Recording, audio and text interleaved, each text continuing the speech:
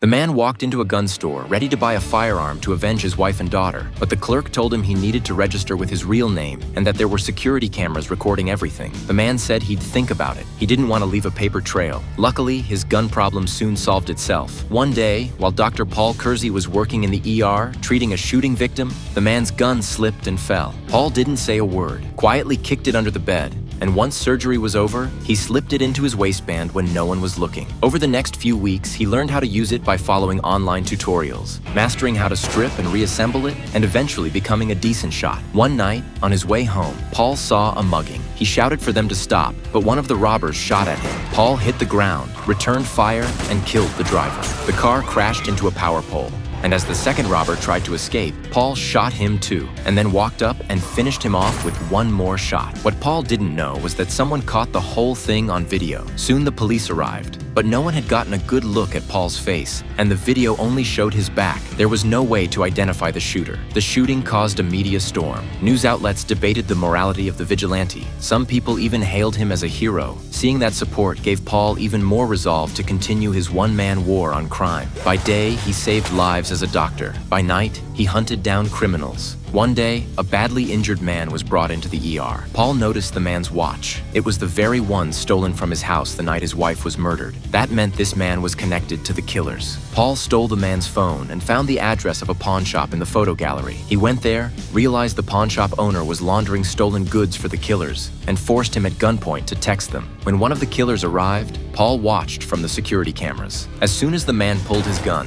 Paul threw a throwing star into the pawn shop owner's hand and held him at gunpoint until he gave up the gang's names. The killer stormed inside and shot the pawn shop owner in the head. Furious, he opened fire blindly, slipped on the blood, and fell. Paul grabbed a guitar and smashed it over his head. When the man tried to crawl away, Paul shot him in the leg, stepped on the wound, and forced him to talk. The man gave up more names, and then tried to attack again. Paul was thrown to the ground. The man pulled out a second gun, ready to finish Paul off, but then something unexpected happened.